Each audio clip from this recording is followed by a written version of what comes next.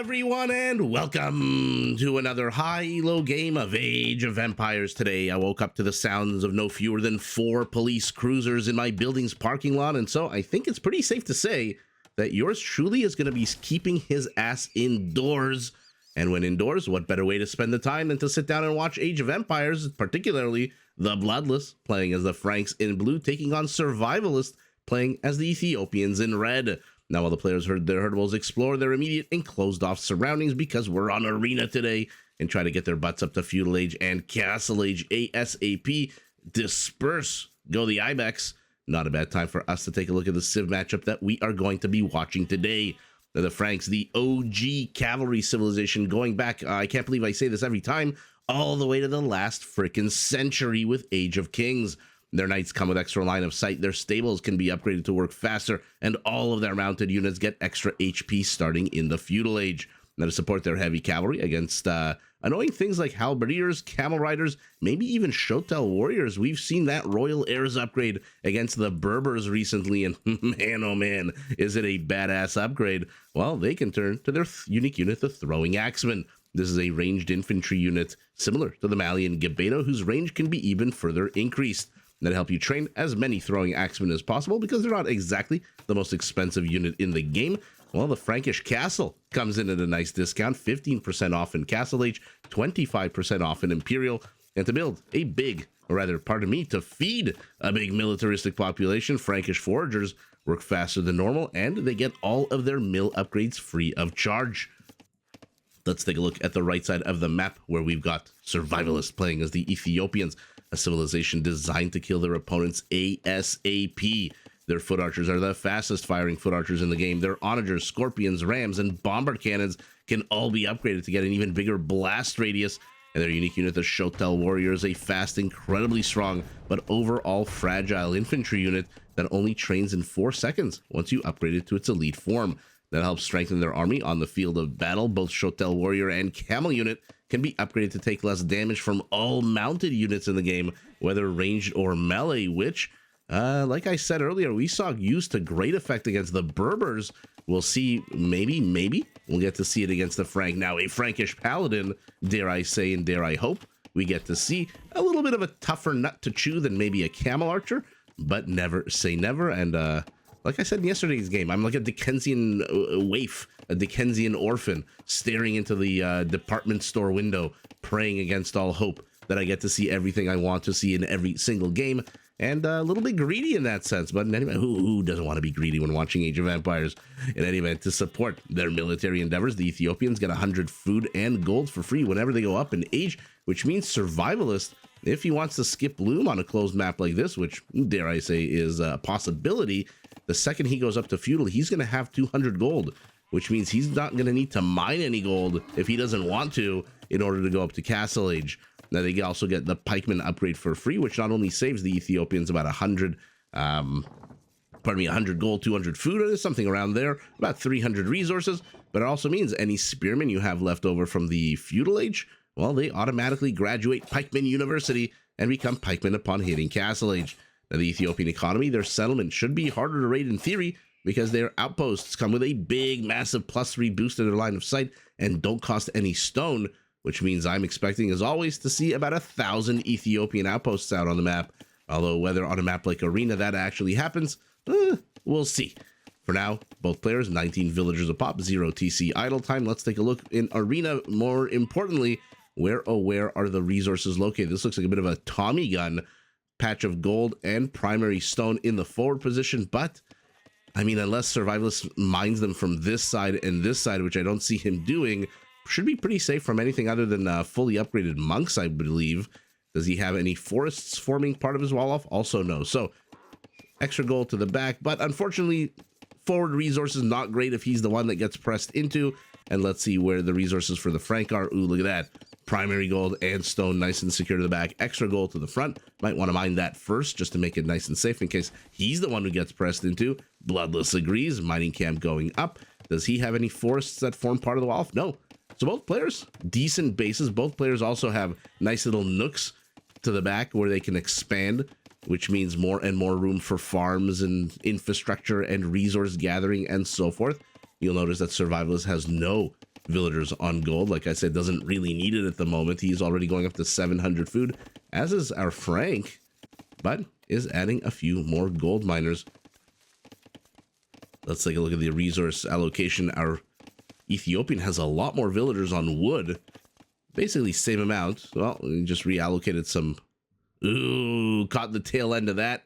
As Survivalist draws first blood, his scout survives literally by the skin of his teeth with 3 HP. We're not exactly in the feudal age, which means they only attack on a 3 with no melee armor whatsoever. And now Survivalist actually is mining gold as he's heading up to the castle age. Not too sure. I really do wonder in when it comes to the Ethiopians, because they get 100 gold for free. Is it super duper necessary unless you want to upgrade your units immediately once you hit feudal, which generally on a map like this? And the reason I say that is, if you're not familiar with my usual spiel about the three-part meta, 3 stages of arena. Generally, stage number 1, the players kind of explore the map. Once in a while, you'll see a scout death before the 15-16 minute mark like we saw in this game. But mostly stage 1 is, hey, I'm going to build my settlement, and I'm going to go all the way up to Castle Age. Barracks tells me that we might see a stable out of our Frank with scouts to contest relics. Then stage 2 begins once the players hit Castle Age. And why does that matter? Because then they can get monks out and start gathering all 5 of these relics, this Orion belt of relics here. And once all 5 relics are gathered and accounted for, taken to their various national monasteries, their museums, well, then stage 3 begins, and the players build big old armies, clash them into one another, and that sometimes is Castle Age, sometimes it's early Imperial Age. Whenever it happens, it's always fun to watch. 2 unclaimed sheep for our Ethiopian. Did Survivalist accept? He didn't accept nothing, he just didn't see them. Survivalist, how the hell do you miss 2 sheep? Whoa, okay. Well, he's gonna have a nice little 200 food surprise when he discovers that he overlooked a couple of... What was the name of the clone sheep? Dolly? What was the name of the sheep that was cloned? The first cloned animal in the world or something like that? I think it was Dolly. Survivalist, by the way, sees all 5 relics. Bloodless. Oh my god. Look at how sour... I'm stumbling over myself. Look at how sour this is. He hasn't seen a single relic. Oh my god. What he is doing is heading up to Castle Age, about 30 seconds behind his opponent, maybe 20 seconds behind his opponent, and scouts are now popping out. Okay, Survivalist finally saw the sheep, pulls a bit of a ruh-roh maneuver, and let's see who he pulls off to kill those sheep. Will it be the Lumberjacks? It is the Lumberjacks. So both players are heading up. Survivalist, 1 villager less than his opponent, has queued that villager up right when he hits the next stage, but you know what? 125, 101. Yeah, you know what? He's actually almost 25 seconds minus the 1 second. So he's 24 seconds ahead of his opponent, which means once he hits Castle Age, that villager training will begin. And that villager will pop out literally 1 second after the Bloodless hits Castle Age. So once the Bloodless hits Castle, in 1 second, both players will have parity on their villager count. Isn't it funny how Age of Empires works? It's all mathematics, all number crunching. Another scout, I catch the tail end of its death, but it looks like Survivalist lost his scout. Was it to you? Yeah, it was to you, Mr. Full Health. Feudal will have seen that in picture. If I missed it on the screen, I do apologize. But kill count 2-1, and there's your Ethiopian Spearman becoming an Ethiopian Pikeman automatically without having to pay for anything. And there you go. Bloodless hits Castle Age, immediately 28 villagers each. And let's see how much they decide to contest the relics. Monastery going up immediately for our Frank. Monastery already up for our Ethiopian. Neither civilization has anything really related, any bonuses or such related to their monasteries, I don't think. Not exactly Lithuanians that work faster, Burmese that can see the relics and cheaper, etc., etc. So we're going to have a full price retail value battle for relics here. Another 3rd TC to the back. I like that location next to the gold. This one, I'm curious as to this location. What's the point of this? You're going to mine out the wood. You're in risk of opening up your base here. I guess you want to start pumping out villagers into the gold mine, and this is the short distance for them to walk. But I thought maybe here would have been better, or even here in any event. Not going to second guess a pro player's location. TC location. For his part, Survivalist begins mining the forward resources. We saw the 2 villagers on gold being reinforced by a few more gold miners. I like this location, nice in the back, at no risk of jeopardizing the integrity of the wall off. Pikemen get healed. And now patting himself on the back. Job well done. The monk moves out, but a trio of hungry light cav. Oh no. Oh, 2 axes all they need for this 30 HP monk, and the pikeman dies as well. Now at least he managed to reduce HP out of one of these, on one of these. And now let's see. Oh, stick close to the stone. Stick close to the stone. Ah, it's so hard to micro against scouts and light cav, even when you've got literally double, triple the amount of supporting pikemen. And Survivalist loses 2 monks when he really probably doesn't really want to. Who's getting who? And okay, too sure where they're mining from, but in the meantime, our Frank is returning home with not his first but his second relic. Somewhere out there on the map, there is a 3rd relic right there in the middle of the map. Is this like a thing lately? On Arabia, we've seen in the middle of the map. Now on Arena, there's a relic right in the dead center of the map. A 4th TC. Okay, so he went to the right of the quarry. I wanted to go to the left of the quarry, because then you have a bit more space for farms. This is a bit constrained, but doesn't really matter. His villagers were here. This is the shorter walking distance to build this. And. Is it our Frank's turn to lose a monk? No. It's our Ethiopians' turn to lose more pikemen. But at the same time, one pikeman, I'm sure he's probably very glad that he got left behind and stayed on guard duty here. Although, let's see how well he guards his ward as he begins moving forward. Okay, let's see. So in case you're wondering, we are in stage 2. One more poke, one more poke. He does save it. Too much fancy footwork out of our Frankish scout means that he dead. So, like I said, we're stage 2. Relics are being fought over, gathered. And this stage has its own, beauty. Watching light cav and scouts maneuver around slower but deadlier units like these pikemen. 4th relic, I believe. Pardon me. 5th relic, maybe. Or did Survivalist manage to get it? Somebody out there's got a relic. No, it just got dropped off. 3 relics. 4th relic on the way, and a Frank with 4 relics to 1 is not a Frank you want to face, to be fair. Applies to a lot of civilizations. Wheelbarrow for our Frank. No such upgrade yet for our Ethiopian, who finds himself down 3 villagers. Naturally, you've got 1 less TC and another TC going up. Again, I'm really curious about these locations. This is such a safer location for a town center. But I guess the players are more concerned with villager walking time than they are with strategic resource gathering locations, as yours truly is, being the one who doesn't actually have to do much. I just sit down and watch the games and enjoy the games. I'm not the one clicking and stressed out. But, ladies and gentlemen, stage 2 of the game is over. Stage 3 is about to begin, or rather already begun. Look at their resources. Bloodless going up to 800 gold. Survivalist very close to Imperial Age resources. Those 1800 he needs. More conversions. Survivalist does not have a stable. He opted to go for the blacksmith market combo. There's a siege workshop here, so he is preparing for stage 3 of the game. And will he lose another pikeman? No, this is so sad watching half of them turn. This is like a zombie apocalypse movie. Survivalists moved out. You always, when you're watching a zombie movie, you kind of know that the starting group, they're not all gonna make it home, right? So he started out with 6 pike. 2 of them got bitten initially by the Frankish virus, and then a 3rd got zombified, and now the remaining 3 are chased away. But oh, how sour is that, missing the villager move out.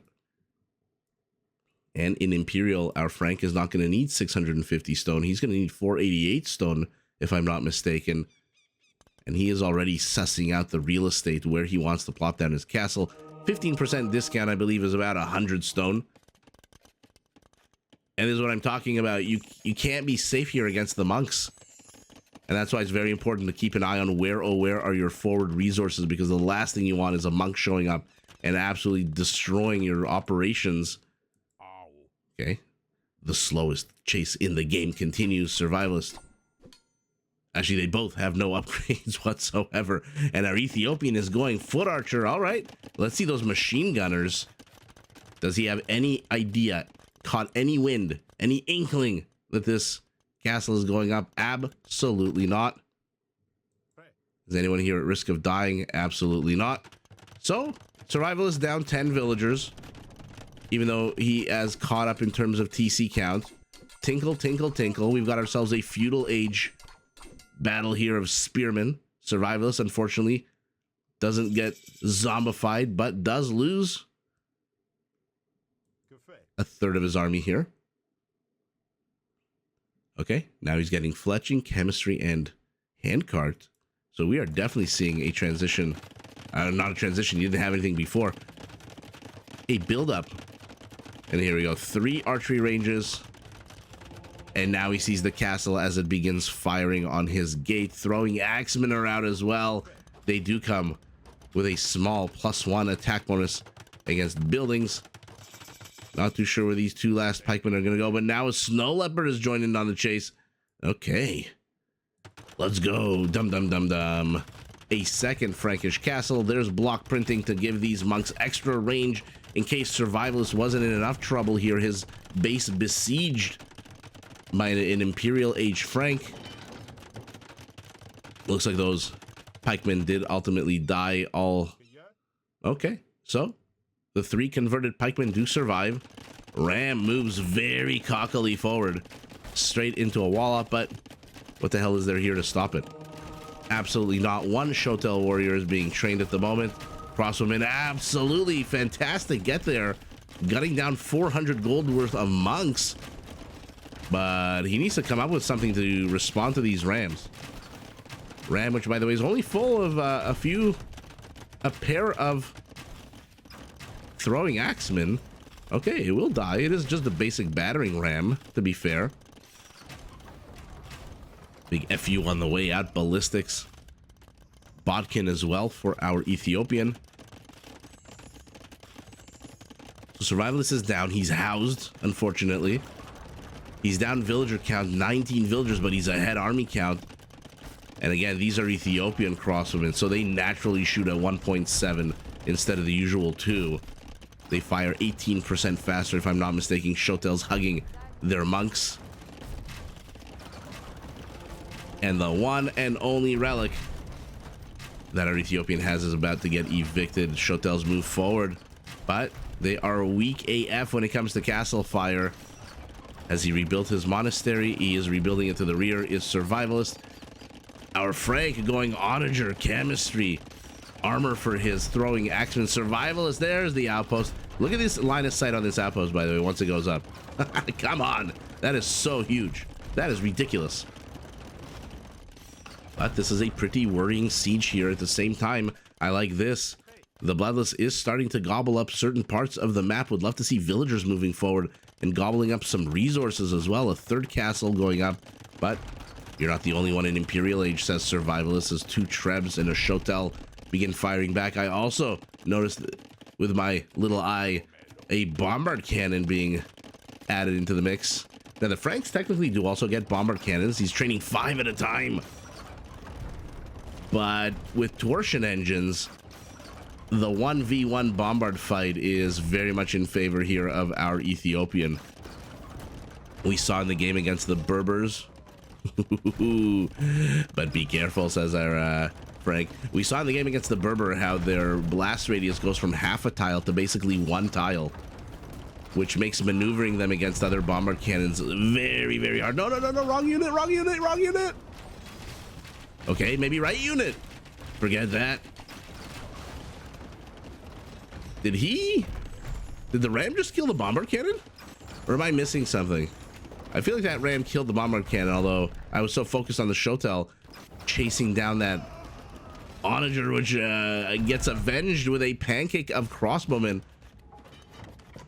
Survivalist needs a few more resources. The Arbalester upgrade was made cheaper recently. 2 villagers repairing the BBC. But this is such a powerful army out of our Frank. But he's hoarding resources. Why is the Bloodless hoarding resources? Why do you have 700 gold? What do you got planned for us? There's just 4 siege workshops here. Non-stop bombard cannon production. And he is staying very safe within the radius of this castle, because as good as a Shotel is, look at the stats. Absolutely no body armor. But if they can close, they can do that. So, another bombard cannon fires. Another bombard cannon dies. Yeah, he needs some kind of... Frank needs something to support the bombard cannons. And our Ethiopian needs more bombard cannons. And there's torsion engines. Not a cheap upgrade. Holy moly, 1,000 food, 600 gold. Let's hope for survivalist's sake that it actually pans out and helps. Because now that blast radius is 0.95 tiles. Which is basically 1 tile. Okay. I'm assuming this is some kind of sacrificial distraction attack by these rams. Shotel moves forward, but now finally Survivalist is facing off against reinforcing units. Oh god, reinforcing units that are entering into the castle firing zone, and Shotel's dispersed. Will they get anything? They should be able to get 1, maybe even 2 actually. Oh, they're so ridiculously powerful. They get 2 bombard cannons. So if you were to tell me we were going to see bombard cannon versus bombard cannon as Survivalist literally hangs on for dear life, I would have probably said, nah, what are you talking about? We'll see some Royal Air camels instead. But no. Primary gold has been lamed. Does he have much in the say? Yeah, he has pretty decent secondary gold still left, and he's also mining the gold outside here, but maybe not for long. As the Bloodless smells, hey, wait a second, you shouldn't be able to afford all these units. How the hell are you paying for your war machine? And he discovers now this mining colony. Now he's going for the internal castle, and he's exposed here to these bombard cannons and Shotel warriors. Where is the support for the Bloodless? Loses both his onagers here to the north, loses all 3. Going to lose all 3 of these Trebs to the left. What a throw, what a waste. And he loses this one as well. Should, once these 2 bombard cannons fire. 2 onagers to the north, 3 Trebs to the west. Survivalist is taking the better trades here. Throwing axeman count is falling. Castle here is secure. I wonder if the Bloodless just went a little bit further west and attacked this castle, if he could have saved those Trebs. This is epic. Let's take a look at the absolute. I mean, how is Survivalist not upgrading the armor? At least the armor on these Shotel warriors. Now he's adding in basic skirmishers. And the Treb falls. No more Trebs for our Frank. Bearded axe. So he's going to extend the range of these throwing axemen by 1. They are fully armored. They have 4 pierce armor against the 9 attack. They do have a solid 70 HP. Not quite as bad as the Gabeto in terms of HP. Hey, get the hell out of the way, says the ram. Oh, this is creepy. This is like Casper's ghost here. I clicked the unit, it went into the ram, but look at this. Ooh, someone call Scully and Mulder. Oh, all of a sudden exposed. Does finally kill those 2 Shotels that gunned down the Trebs, but I mean, what a war of attrition here. But I feel like I've said the word "but" like 10,000 times. In a war of attrition, it is the player who controls the map with 4 relics who wins. But again, where are the villagers? Why is he not mining the neutral gold? Why is he not taking the neutral stone? He's got 20 villagers on gold. Survivalist has 60 villagers on gold. How the hell is that even possible? Look at 28 over here. How the hell is that possible? 60 villagers on gold. And not only that, he's got rid of all the castles except for 1 throwing axeman. Not yet fully upgraded. Siege tower is the answer here. And let's see how well this works out for the Bloodless. He's moving forward. 10 inside. Might as well build a second siege tower for these other 8. Out they pop, but man, oh, they don't even get the bombard cannon. It's not even enough to one-shot the BBC. What A sour turn of events. I mean, Survivalist is literally just clicking his keyboard like a madman right now. Anything. Skirmishers, basic cavalry archer. He's getting thumb ring. He's getting horsey speed. He's getting horsey armor. He's getting melee attack upgrades right now, while at the same time training 20 crossbowmen. And there's the Arbalester upgrade. Why are you expanding to the back? You still have map control, and there we go. Finally, look at this. 38 villagers on gold. These 3 pikemen still here. They were not healed by any castle. And are we going to have a moment of quiet here? All's quiet on the eastern front? Because Survivalist has a massive army. But where is it? He has such a big army that his army tray, whatever you want to call this part of the screen, needs 2 rows. 35 Arbalesters, 4 Shotels, 2 Light Cav, a Pikeman, a Spearman, a Cavalry Archer, 3 Scorpions. No Bombard Cannons left, though. Now, the Torsion Engines upgrade, by the way, does also apply to Scorpions in terms of the width of the bolt that gets fired. This is okay for our Frank. You know what? These Arbalesters are not going to destroy buildings very quick. There's not a lot of supporting siege here. Just 1 Treb. So he's okay. He's got about a minute and a half here where he can just chill, take up the resources. Chivalry. Are we going to get to see a Paladin transition this late into the game? This is what he's got to do as well. Pop out the onagers. There's a ram in here, but look at that. Perfect maneuver. We got the others as well. No. Oh, too little, too late. The villagers arriving a millisecond after they should have, but does clear up that trio, that duo of annoying crossbowmen, those light cavalry units. Okay, they're just kind of hanging out here. I'm assuming one of them died to the castle. Yeah, 3 of them died to the castle here. And I see the Cavalier upgrade being got. Why the hell not? You have 4 relics. You have map control. A very tenuous map control, but map control nonetheless. And now the players need to pump the action because they're both at 200 population. They both have armies. I have no clue who even wins in this army one-on-one. There's a lot of crossbows, but yeah, he's deleting his own villagers. I was about to say Bloodless had 159 villagers, maybe a little bit too many villagers. I don't know that throwing axemen are necessarily going to be the way to go here. Oh, but you can't lose your onagers. You got to keep these bad boys safe. He's definitely transitioning to paladins. Look at the resources for our Frank. There it is, a minute and a half. Remember, chivalry makes your stables work 40% faster. That doesn't just mean pumping out units faster. It also means researching upgrades faster. Which means we see the Frankish paladin in a minute right now. How many cavaliers does he have? Only 4. Okay, okay. Royal heirs? No royal heirs because he's got no camels. He still has the same 4 Shotels he had an hour ago. What is this disjointed attack? Throwing axemen to the north, a few light cav here. The siege tower moving in way too late. Is he going to try to snipe the Trebs?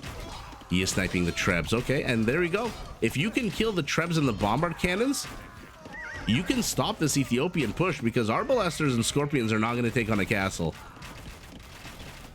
That being said, Survivalist is going to be pretty much fully upgraded in a second. It doesn't matter what unit you want. He's going to be fully upgraded in a second. His tray still has 2 rows. He's got 70 army count, although to be fair, 30 of it is halberdiers. Now he sees the Frankish paladin. The Frankish paladin that is not fully upgraded at all. Still needs a minute. Still needs a minute for Blast Furnace. Which, by the way, will also impact all of the army that he's got. The remaining throwing axemen, the light cavalry. All of these will benefit from these melee upgrades.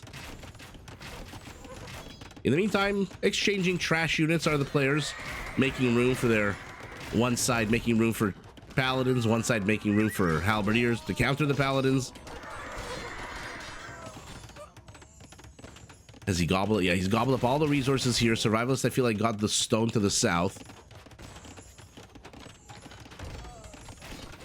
Bombard cannon, bombard cannon! And here we go. Got ourselves a battle here, but what the hell? Why are you taking it literally 2 tiles away from the safety of your castle? There you go. Lure that red army into the castle fire. Get those throwing axemen out. Tether your fast knights to that slow battering ram, and this is the power of the Frankish paladin. Although Frankish paladin's down 1,000 freaking HP. Castle here as well, beginning to work away at any kind of supporting infrastructure. It will be able to save these villagers on the whole for the most part. But a big Ethiopian castle here. Oh, our Ethiopian does lose another bomber cannon. And this is where our Ethiopian is in trouble. The Bloodless can take this fight, lose his army, and take another fight. He's got 4 relics. He's got 1,400 stone. Survivalist is broke. He is baroque. And so he cannot, if the Bloodless is just patient, takes down the infrastructure. I love that, by the way, both players are just gobbling up the entire map. Archery range right next to a barracks. There's not a square inch on this map that isn't taken up by units or buildings. What a fantastic battle here. Halberdiers attacking the castle that's attacking the barracks that gave them life, and here we go. Why is the Bloodless taking this fight underneath the castle? What an atrocious fight. Why did he take that fight? 53 minutes in. I wanted to go back and take a look at why the hell he thought he needed to take that fight. One more volley, the Treb will fall. With Thumbring, by the way, look at the attack speed on these Arbalesters. 1.4. Mangadai level. Castle down, Treb down, no more Paladins, and what the hell happened there? Why did the Bloodless take that fight? Okay, so he lost his castle. Okay, so I guess the natural reaction is to go Berserker Bloodlust and charge straight into a counter unit being supported by no fewer than 29 Arbalesters, a castle, and a reinforcing contingent of counter units. Okay, your Mangonel is all the way up here. Is there one that pops out of here? No, there is not. Not sure I didn't train the Mangonel out of this one, but let's see what happens here. What the hell was that? Why did he throw away all his Paladins? His elite skirmisher, Frankish, missing last attack and armor upgrades, but that's okay. They still have that juicy +4 attack bonus against Halberdiers.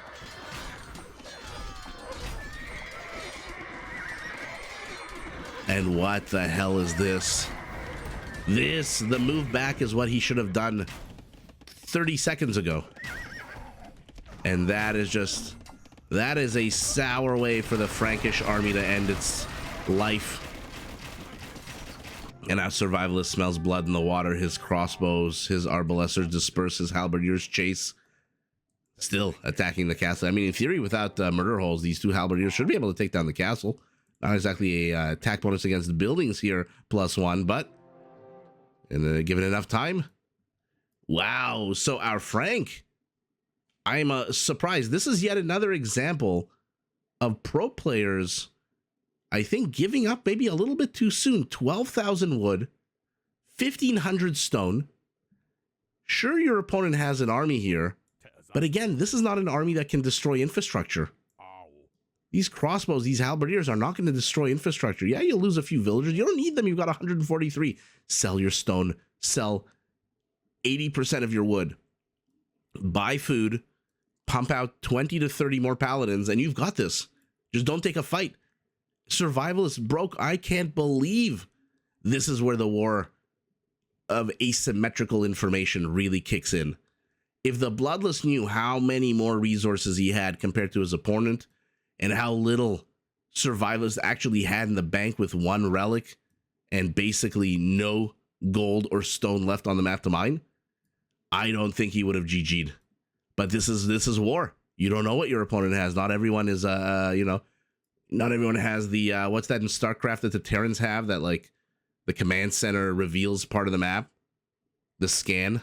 Not everyone has that, especially not in a more medieval-ish fantasy RTS like Age of Empires.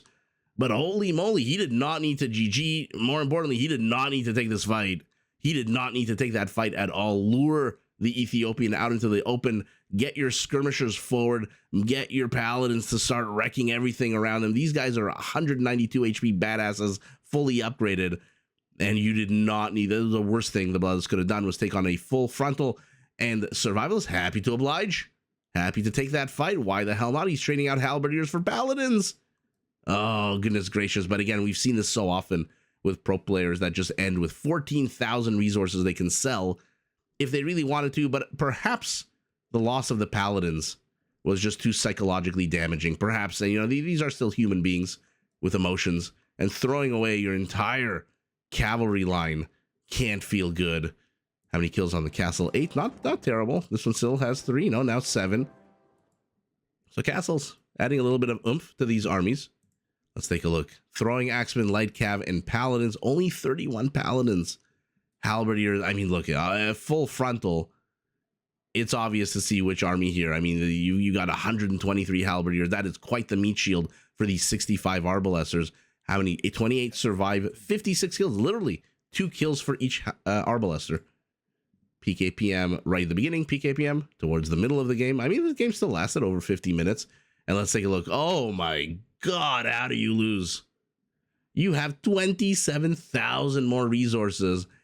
And in a hilarious turn of events, exactly 4,000 gold for 4 relics. That's funny. So you had 3,000 more relic gold. You had on the whole about 5,000 more gold, period. You have more stone, which is the Franks is a godsend. Again, you're paying 25% less for your castles. A little bit more food, a lot more wood. This is where, what the hell was the point of all that wood? Was he maybe trying to go cav archers at one point? Remember, cav archers for the Franks. I mean, they are missing those last attack and armor upgrades, but they do have 20% more HP. They are mounted units, but wow, what a boss hold by Survivalist. 6 conversions to 2 not really playing a role. Our Frank, of course, destroying a lot more buildings with that early siege push.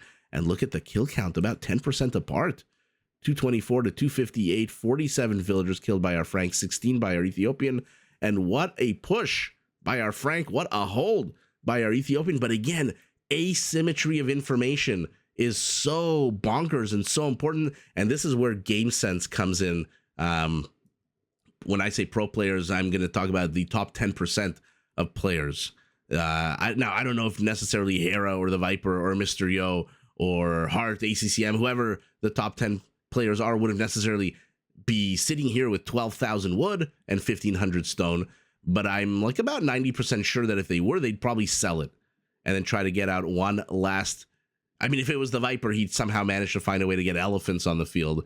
And Hera probably would train about 1 billion light cavalry units and start raiding all over the place.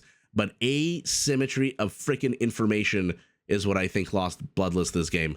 It wasn't a terrible battle. You can recover from a terrible battle. He still has map control. He still has so much infrastructure on the map, and he's got enough wood to build not only on this map, but in the 7 next maps. He still has stone.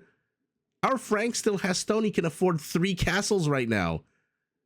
And so it's not so much that he's out of resources. Maybe, like I said, psychologically losing this battle was a bit too much, but he didn't need to. He did not need. This was his game to lose, and he tapped out perhaps a little bit too early, which gave our Ethiopian, to be fair, who held fantastically. His base was crumbling. His gold was unpunished, which was fantastic for Survivalists. At one point, we saw 60 villagers on gold. That is ridiculous. And as much as he can, he's expanded everywhere out on the map. How many barracks for our Ethiopian? 13 barracks against 15 stables. Now remember, 15 stables working 40% faster. So that's the same as having 21 stables for our Frank. That's the same capacity. And again, I don't know that our Frank really needed to resign here. He's got military industrial complex safe to the back. He's got military industrial complex in the front. He's got a bit in the forward position as well. And he's got a whole shit ton of wood that he can sell at Home Depot, return at Home Depot for gold that he can then use to maybe buy some food, or he doesn't even need to buy some food. He's got a good amount of farms here. But wow, at the end of the day, Survivalists with the hold, with the pushback, and with the amazing destruction of the Frankish Paladin takes the W, but GG in a very fun, very pressured game to both players, pardon me. Did you enjoy this video? Check out these other clips and make sure to subscribe and enable notifications so that you're notified of my latest uploads.